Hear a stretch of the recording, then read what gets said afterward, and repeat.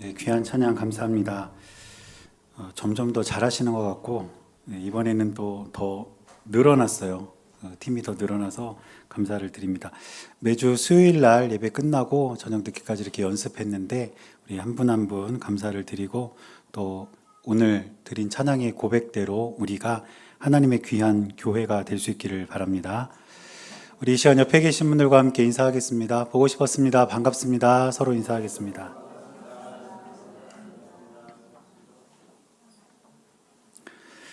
여러분 한 주간도 잘 지내셨죠? 네, 우리 지난주에는 우리 교회 교육부에서 행사들이 좀 많이 있었습니다. 월요일부터 수요일까지 우리 청소년부 아이들 LNS 예배 인도자 워크숍에 다녀왔습니다. 우리 아이들이 참 기도도 열심히 하고 찬양도 열심히 하고 너무 대견스럽게 잘하더라고요. 그래서 제가 데려갔다 왔는데 이제 가서 개회 예배 때부터 너무너무 열심히 잘해요. 기도도 참 잘하고 찬양도 열심히 합니다. 그래서 제가 그 모습을 보면서 어떤 생각이 좀 들었냐면 내년부터는 그냥 안 와도 되겠다, 어른들은. 그래서 제가 가기 싫어서 그런 게 아니고 너무 잘하니까, 아이들이 너무 잘해서 그냥 아이들만 보내도 되겠다 그런 생각이 들 정도로 애들이 잘해요. 그리고 다 컸고. 그런데 첫째 날 저녁 그 집회 때 제 생각이 바뀌었습니다. 내년에도 어른들은 꼭 와야 된다.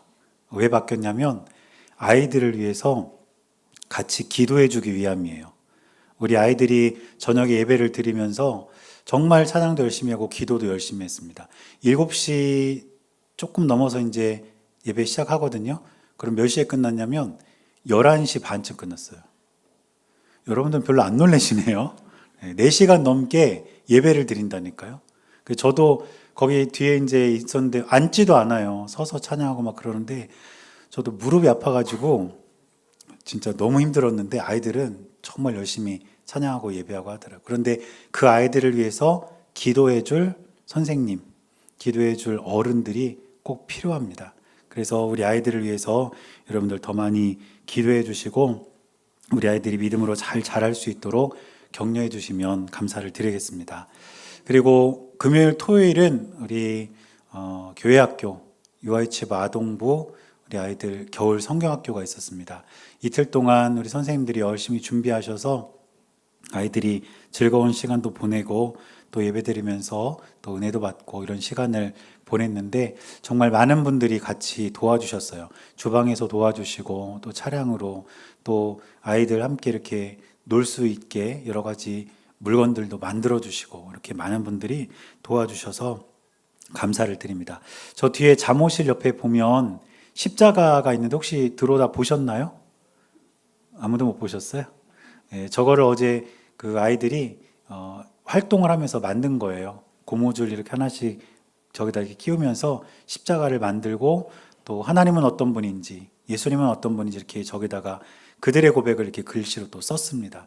여러분들이 지나가시면서 한 번씩 좀 보시고 또 우리 아이들을 위해서 기도해 주시고 또 우리 아이들을 위해서 함께 격려해 주시면 감사를 드리겠습니다.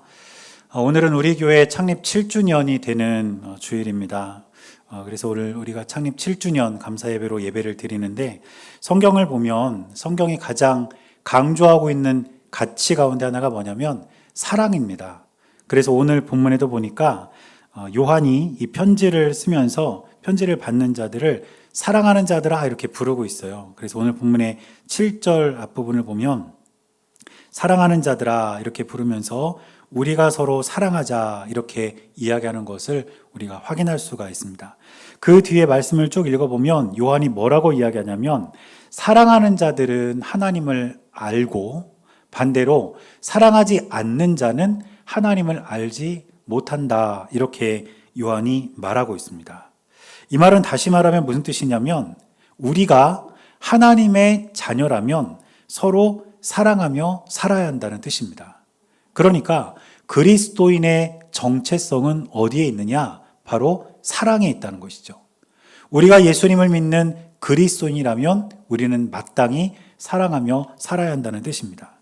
여러분 그렇다면 그리스도인의 정체성이 사랑이라면 그런 그리스도인 한 분 한 분이 모인 교회의 정체성은 뭘까요? 교회의 정체성 역시 사랑이어야 합니다. 그래서 사랑은 베풀고 나누고 돕고 이해하고 배려하고 이런 여러 가지 모양으로 나타나게 되는데 바로 그런 모양들이 교회의 정체성이고 교회는 마땅히 사랑을 베푸는 교회가 되어야 한다는 뜻입니다. 저는 이제 교회를 개척하면서 여러 가지 이제 일들을 하게 되는데 그 중에 중요한 일 중에 하나가 뭐냐면 교회 이름을 짓는 일이었어요. 교회 이름을 뭘로 지을까? 고민도 하고 기도도 하고 또 옆에 계신 분들에게 물어보기도 하고 그러면서 이제 교회 이름을 몇 가지 이렇게 좀 뽑아놨습니다. 후보군이 몇 가지가 있었어요. 그 중에 하나가 뭐냐면 주는 교회라는 이름이었습니다. 주는 교회. 여기에는 두 가지 의미가 있었습니다. 첫째는 뭐냐면 말 그대로 주님은 교회다. 우리가 예수님을 주님 이렇게 부르잖아요. 그래서 주는 곧 교회다. 이런 뜻으로 주는 교회 이렇게 이름을 붙였고 또 한 가지 의미는 주는 교회. 우리가 가진 것을 다른 사람들에게 베푸는 교회. 이런 의미에서 주는 교회 이렇게 교회 이름을 정해봤습니다. 그래서 교회를 개척하면서 교회 이름을 주는 교회로 하려고 이제 주변 사람들에게 이야기를 좀 했습니다. 내가 이제 교회 이름을 주는 교회로 정했는데 어떠냐 이렇게 물어봤더니 한 분이 저한테 그런 이야기를 하시는 거예요. 별로 좋지 않다고. 주는 교회란 이름이 별로 좋지 않대요. 그래서 왜 그러냐 그랬더니 주는 교회라고 정했다가 못 주면 어떡할 거냐요. 그 말도 일리는 있잖아요. 여러분 개척교회가 뭐가 있겠어요? 사람이 있습니까? 재정이 있습니까? 아무것도 없잖아요. 그런데 주는 교회라고 거창하게 교회 이름을 걸어놨다가 못 주면 그게 얼마나 민망한 일이냐는 거예요. 그래서 듣고 보니까 그 말도 맞아요. 그래서 그렇구나. 그러면 주는 교회 말고 다른 걸로 해야 되겠다 해서 정한 게 기뻐하는 교회입니다. 그래서 우리 교회 이름이 기뻐하는 교회가 된 거예요. 그런데 사실 우리 교회는 개척한 그 해부터 두 곳을 정해서 선교를 했습니다. 국내 미자립 교회 한 곳, 그리고 해외 선교지 한 곳. 이렇게 두 곳을 정해서 그곳에 재정을 보내고 그곳을 위해 기도하면서 우리 교회가 개척이 되었습니다. 그리고 시간이 지나면서 매년 도움과 사랑이 필요한 곳을 찾아서 그 교회를, 그 가정을, 그 선교지를, 그 기관을 지원하면서 기도하고 있습니다. 우리가 이렇게 하는 이유가 있습니다. 그것은 이것이 교회의 정체성이기 때문이에요. 사랑을 베푸는 것, 우리가 도움이 필요한 곳에 기꺼이 우리가 받은 사랑을 흘려보내는 것이 교회가 마땅히 해야 할 일이기 때문에 우리 교회는 이 일을 하는 것입니다. 오늘 우리는 창립 7주년을 맞이했는데 저는 오늘 우리가 예배를 드리면서 우리가 사랑을 베푸는 교회로서의 정체성을 다시 한번 생각하고 하나님의 뜻에 합당한 교회로 세워갈 수 있는 그런 저와 여러분들이 될 수 있기를 주님의 이름으로 간절히 축원합니다. 그러기 위해서 오늘 본문을 통해 몇 가지를 살펴보려고 하는데 첫째는 뭐냐면 우리가 사랑을 베풀어야 하는 이유입니다. 왜 우리가 사랑을 베풀어야 하느냐? 우리가 왜 이 사랑을 흘려보내야 하느냐? 그 이유를 한번 찾아보려고 하는 것입니다. 하나님을 믿는 사람들은 하나님께 대한 사랑을 고백해요. 그래서 기도할 때든 찬양할 때든 그 가사, 그 기도의 내용을 통해 하나님 사랑합니다. 이렇게 우리가 고백을 합니다.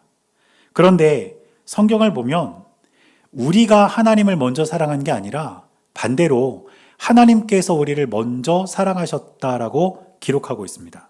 오늘 우리가 읽은 본문의 10절을 보니까 이렇게 기록합니다. 사랑은 여기 있으니 우리가 하나님을 사랑한 것이 아니요 하나님이 우리를 사랑하사 우리 죄를 속하기 위하여 화목제물로 그 아들을 보내셨음이라. 이렇게 기록해요. 여러분, 우리가 하나님을 사랑하기 전에 하나님께서 먼저 저와 여러분들을 사랑하셨다는 그 사실을 기억하시기를 바랍니다. 그러면 하나님은 어떤 방법으로 그 사랑을 우리에게 보이셨을까요? 그것은 예수 그리스도를 이 땅에 보내주시는 것으로 그 사랑을 우리에게 보이셨습니다. 그래서 바로 앞에 있는 9절을 보면 이렇게 기록합니다. 하나님의 사랑이 우리에게 이렇게 나타난 바 되었으니 하나님이 자기의 독생자를 세상에 보내심은 그로 말미암아 우리를 살리려 하심이라. 우리를 사랑하시는 그 사랑을 독생자 예수 그리스도를 보내주시는 것으로 나타내셨다는 뜻이에요. 그래서 사도 바울은 이 사실을 교리적으로 매우 선명하게 요약하고 있는데 로마서 5장 7절과 8절을 보면 바울이 이렇게 말합니다. 의인을 위하여 죽는 자가 쉽지 않고 선인을 위하여 용감히 죽는 자가 혹 있거니와 우리가 아직 죄인 되었을 때에 그리스도께서 우리를 위하여 죽으심으로 하나님께서 우리에 대한 자기의 사랑을 확증하셨느니라. 우리가 아직 죄인 되었을 때 사랑받을 자격이 없는 우리를 위해서 하나님께서 예수 그리스도를 이 땅에 보내주심으로써 우리를 향한 그 사랑을 증명해 주셨다는 뜻입니다. 그래서 요한도 이 사실을 분명히 말해요. 요한일서 4장 19절을 보면 이렇게 말합니다. 우리가 사랑함은 그가 먼저 우리를 사랑하셨습니다. 그렇게 하나님께서 우리를 사랑하셨으니 이제 우리도 서로 사랑하며 살아가야 된다는 뜻입니다. 그러므로 우리가 왜 사랑을 베풀어야 하느냐? 이 질문에 대한 답은 분명합니다. 우리가 하나님의 사랑을 받았기 때문입니다. 그 사랑을 우리가 이미 받았기 때문에 우리는 받은 사랑을 마땅히 흘려보내며 살아야 한다는 뜻입니다. 그런데 하나님의 사랑뿐 아니라 우리가 지나온 삶을 되돌아보면 저와 여러분들도 누군가의 사랑을 받았기 때문에 오늘까지 살아올 수 있었음을 우리가 어렵지 않게 깨달을 수 있을 것입니다. 저 같아도 저는 어렸을 때부터 부모님의 사랑을 받았고 또 교회에서도 선생님의 사랑을 받았고 사랑을 그렇게 받았기 때문에 오늘까지 제가 이렇게 살아올 수 있게 되었던 것입니다. 여러분은 어떻습니까?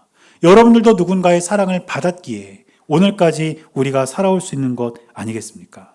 그러므로 우리는 하나님의 사랑을 이미 받았고 또 누군가의 사랑을 받았기 때문에 이제 그 사랑을 베풀며 살아가는 것이 마땅하다는 사실을 꼭 기억할 수 있기를 바랍니다. 여러분, 우리 교회도 교회가 세워지는 과정 속에서 정말 많은 사랑과 은혜를 받았어요. 교회가 세워질 때 제가 전에 사역하던 교회에서 이 교회를 지을 이 땅을 마련해 주었습니다. 교회에서 이 땅을 사줬어요. 그래서 이곳에 교회를 지을 수 있도록 그 기반을 마련해 줬다는 거예요. 정말 큰 사랑이고 정말 큰 은혜죠. 대한민국 교회를 우리가 다 뒤져봐도 그런 교회가 없습니다. 어떤 교회가 교회를 세우면서 땅을 사주면서 교회를 지으라고 그렇게 하겠어요? 그렇지 않아요. 정말 쉽지 않은 일인데 그 사랑을 베풀어 주었습니다. 그리고 땅을 이제 사줬는데 건물이 없잖아요. 교회를 지어야 되잖아요. 그래서 제가 이 땅을 담보로 대출을 받아서 교회를 건축을 하려고 이제 은행을 갔어요. 은행을 갔는데 은행에서 대출을 위해서 몇 가지 서류를 요청을 하는데요. 그 서류 가운데 이런 게 있더라고요. 최근 3년간의 교회 재정 상황과 성도 숫자에 관한 서류를 제출하라는 거예요. 이제 개척한 교회가 3년간의 기록이 어디 있습니까? 그렇지 않아요? 3년간의 기록이 없죠. 이제 개척하는데. 근데 은행에서는 왜 그걸 요구하냐면 대출받은 그 돈을 갚을 능력이 있나 없나 그걸 보려고 하는 거죠. 없으니까. 대출이 안 되는 거예요.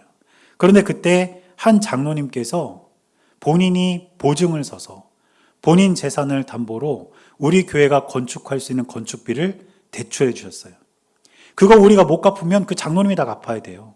그런데 기꺼이 그렇게 사랑을 저희들에게 베풀어 주셔서 교회를 지을 수가 있었습니다. 그리고 이제 교회를 짓고 목회를 이제 시작을 하는데 대출 이자를 갚아야 되잖아요. 그렇지 않겠습니까? 그런데 그때 또 한 권사님께서 저에게 이런 말씀을 하시더라고요. 목사님, 제가 1년 동안 대출 이자를 제가 감당을 할 테니까 목사님은 1년 동안 이자 걱정하지 마시고 목회에만 전념해 주세요. 그러시는 거예요. 그때 대출 이자가 한 달 이자가 100만 원이 넘었습니다. 그때는 이율이 지금보다 훨씬 낮을 때였거든요. 그런데 결코 작지 않은 돈이 매달 대출 이자로 나갔어요. 그런데 그걸 1년 동안 그 권사님께 헌신해 주셨어요. 그렇게 사랑을 베풀어 주셨습니다. 그래서 1년 동안 제가 이자 걱정 안 하고 열심히 목회에 전념할 수가 있었습니다. 그리고 교회를 건축한 이후에도 우리 성도님들께서 이 교회의 부족한 부분들을 사랑으로 채워주셨습니다. 제가 뭐가 필요하다고 이야기하지 않았어요. 한 번도 이야기한 적 없습니다. 그런데 성도님들이 보시고 우리 교회 이거 있었으면 좋겠다. 이거 있었으면 좋겠다. 이렇게 생각나시면 그때마다 사랑으로 이 교회를 채워주시면서 우리 교회가 지난 7년의 세월을 지내올 수 있었습니다. 그래서 우리 교회는 그런 많은 분들의 사랑으로 세워진 교회예요. 따라서 우리 교회가 왜 사랑을 베풀어야 하느냐? 우리가 이렇게 사랑을 받았기 때문에 그 사랑을 베풀어야 하는 것입니다. 여러분, 하나님께서 저와 여러분들을 그리고 우리를 먼저 사랑해 주셨습니다. 그리고 누군가가 저와 여러분들을 사랑해 주셨고 우리 교회를 누군가가 사랑을 베풀어 줘서 오늘까지 왔다는 것입니다. 그러므로 이제 우리는 그 사랑을 베풀며 살아가는 저와 여러분들이 될 수 있기를 주님의 이름으로 간절히 축원합니다. 그렇다면 우리가 베풀어야 할 사랑의 방법과 수준은 어떻게 될까요? 우리는 어떤 방법으로 사랑을 베풀어야 하고 어떤 수준으로 사랑을 베풀어야 되겠습니까? 요한일서 3장 18절 말씀을 보면 이렇게 기록합니다. 자녀들아, 우리가 말과 혀로만 사랑하지 말고 행함과 진실함으로 하자. 우리가 사랑할 때 그 사랑은 말로 하는 것이 아니고 행함으로 하는 것이라는 것을 요한이 지금 이야기하는 것입니다. 사랑은 말로 하는 게 아닙니다. 사랑은 행동이에요. 그래서 이런 말이 있습니다. 사랑은 말로 시작하지만 행함으로 완성된다. 여러분, 내가 누군가를 사랑한다면 그 사람에 대한 100마디 사랑의 말보다 한 번의 행동으로 그 사랑을 증명할 수 있음을 여러분 꼭 기억할 수 있기를 바랍니다. 그래서 우리가 사랑을 베풀매 있어서 그 사랑이 우리의 행동으로, 삶으로, 태도로 나타나야 되는 것이죠. 고린도전서 13장은 우리에게 흔히 사랑장으로 알려져 있습니다. 여러분들이 고린도전서 13장의 말씀을 다 암송하지는 못하시겠지만 노래는 많이 들어보셨을 거예요. 사랑은 언제나 오래 참고, 그 노래 다 아시죠? 그런데 그 말씀을 보면 사랑은 오래 참고 이렇게 시작되는 그 말씀 한 구절 한 구절을 뜯어보면 사랑은 말이 아니에요. 사랑은 어떤 말이다 이렇게 표현한 건 한 군데도 없습니다. 사랑은 전부 다 행동이고 태도입니다. 그러니까 사랑은 우리의 삶을 통해, 우리의 행동을 통해 드러나야 하는 가치인 것입니다. 그러므로 우리가 베풀어야 할 사랑의 방법은 말이 아니라 우리의 행동으로, 우리의 태도로 그 사랑을 베풀 수 있는 저와 여러분들이 될 수 있기를 바랍니다. 그러면 사랑의 수준은 어떻게 될까요? 어떤 수준으로 우리가 사랑을 베풀어야 할까요? 우리가 사랑을 베푸는 수준은 나를 사랑하는 만큼 사랑을 베풀어야 합니다. 레위기 19장 18절을 보면 하나님께서 이렇게 말씀하십니다. 원수를 갚지 말며 동포를 원망하지 말며 내 이웃 사랑하기를 내 자신과 같이 사랑하라. 나는 여호와이니라. 우리가 이웃을 사랑할 때 나를 사랑하는 수준으로 그 이웃을 사랑하라는 거죠. 마가복음 12장 31절을 보면 예수님께서도 이 말씀을 인용하셔서 똑같이 말씀하십니다. 둘째는 이것이니 내 이웃을 내 자신과 같이 사랑하라 하신 것이라. 이보다 더 큰 계명이 없느니라. 하나님께서도, 예수님께서도 이웃을 사랑할 때 그 사랑의 수준은 나 자신을 사랑하는 만큼 사랑하라고 말씀하신 것입니다. 여러분은 가족을 사랑하고 이웃을 사랑하고 다 사랑하지만 누구를 가장 사랑하십니까? 나 자신 아닙니까? 전부 다 나 자신을 사랑하잖아요. 그래서 자신을 돌보고 자신에게 필요한 것들을 마련하고 그렇게 우리가 살아가는 것 아닙니까? 사실 우리는 나 자신을 제일 사랑해요. 그런데 하나님께서는 이웃을 사랑할 때 그 수준으로 살아가라는 거예요. 너 스스로를 얼마나 사랑하냐, 그 수준으로 이웃을 사랑해야 된다, 이렇게 말씀하시는 것이죠. 여러분, 그러므로 저와 여러분들은 행함을 통해서 나 자신을 사랑하듯이 사랑을 베풀 수 있는 우리 모두가 될 수 있기를 간절히 바랍니다. 저는 이 내용을 한 단어로 요약해 봤는데 그 단어가 뭐냐면 기꺼이라는 단어입니다. 기꺼이. 그래서 오늘 설교의 제목을 기꺼이 사랑을 베푸는 교회 이렇게 붙인 겁니다. 기꺼이라는 이 단어를 사전에서 찾아보니까 이렇게 정의합니다. 마음속으로 은근히 기쁘게. 이게 기꺼이라는 말의 뜻이에요. 그래서 이 기꺼이라는 단어 안에는 기쁜 마음으로, 그리고 자발적으로, 그리고 심지어 불편을 감수하고, 이런 의미가 이 단어 안에 담겨 있다는 거예요. 우리 교회가 사랑을 많이 받았습니다. 그래서 이제 우리 교회도 사랑을 베푸는데, 우리가 어떻게 그 사랑을 베풀어야 하느냐? 기꺼이 그 사랑을 베푸는 거예요. 기쁜 마음으로 사랑을 베풀고, 자발적으로 사랑을 베풀고, 때로는 불편을 감수하고 그 사랑을 베푸는 것이죠. 지난주 주보와 오늘 주보에 우리 교회가 재정을 후원하고 기도하는 곳의 내용을 자세히 적어드렸습니다. 이제 오늘까지만 적어드릴 거예요. 제가 이것을 적어드린 이유는 우리가 이곳을 위해서 함께 기도하기 위함입니다. 그래서 여러분 지난주 주보나 이번 주 주보를 여러분들 버리지 마시고 여러분들 기도하실 때 이곳을 위해서 꼭 기도해 주셨으면 좋겠습니다. 그런데 우리 교회가 이렇게 재정으로 후원하고 함께 기도하는 이곳이 적지 않아요. 우리 교회 규모에 비해서 결코 적지 않습니다. 그런데 우리가 이렇게 사랑을 베풀고 흘려보내는 이유는, 기꺼이 이렇게 하는 이유는 우리 교회가 사랑을 받았기 때문이라는 거예요. 제가 말씀을 준비하면서 이런 생각을 한번 해봤어요. 만약에 우리가 이 재정을 베풀지 않으면, 이 사랑을 흘려보내지 않으면 우리 교회는 어떤 일이 일어날까? 제가 한번 계산해봤습니다. 따져봤어요. 그랬더니 여러 가지 변화가 있겠더라고요. 어떤 변화가 있냐면요. 우리가 만약에 이곳에 사랑을 흘려보내지 않으면, 사랑을 베풀지 않으면 우리 교회는 매년 차를 한 대씩 살 수 있습니다. 놀랍지 않으세요, 여러분? 스타리아든 카니발이든 모든 옵션을 다 넣어서 가장 좋은 차를 매년 한 대씩 살 수 있어요. 그러고도 돈이 남아요. 우리가 교회 행사를 하다 보면 우리 교회 차가 2대인데 그 2대를 가지고 다 소화를 못할 때가 있어요. 그래서 때로는 우리 성도님들의 차를 이렇게 동원해야 될 때가 있습니다. 어제도 우리 교회 학교에서 이제 썰매장을 가는데 이제 우리 선생님들 차 몇 대 이렇게 동원해서 갔거든요. 자기 차를 헌신해서 간 거예요. 불편하죠. 교회 차가 3대가 있고 4대가 있으면 얼마든지 넉넉하게 할 수 있는데 우리 선생님들의 차를 그렇게 사용할 때가 종종 있어요. 그런데 우리가 후원을 안 하면요, 매년 한 대씩 생긴다니까요. 그리고 또 어떤 일이 일어나냐면 매주 주일 점심을 출장 뷔페로 먹을 수 있습니다. 이거 너무 좋은 일 아니에요? 매주 국수 삶고 그 음식 준비하느라고 우리 여성교회에서 얼마나 수고하세요. 어제도 우리 여성교회에서 오늘 이제 우리 창립 기념주일이니까 밥을 하자 해서 아마 밥으로 식사를 준비하시는 것 같아요. 그러니까 어제도 미리 오셔가지고 열심히 준비하시더라고요. 몸도 편찮으신 분도 계셨는데 하시더라고요. 감사하기도 하면서 죄송하기도 하고 그랬습니다. 그런데 우리가 후원하지 않으면 매주 뷔페를 먹을 수 있다는 거예요. 신나는 일입니다, 진짜. 그리고 또 어떤 일이 있냐면요, 이런 일도 일어날 수 있어요. 목사님 한 분을 더 모실 수가 있어요. 여러분들은 별로 감흥이 없겠지만 목사님 한 분이 더 오시면 저나 박재현 목사님의 일은 더 줄어들 수 있고, 그렇게 되면 정말 목회할 만할 것 같아요. 그런데 우리가 그 재정을 필요한 곳으로 다 흘려보냅니다. 그래서 때로는 우리가 불편해요. 내 차를 써야 될 때도 있고요.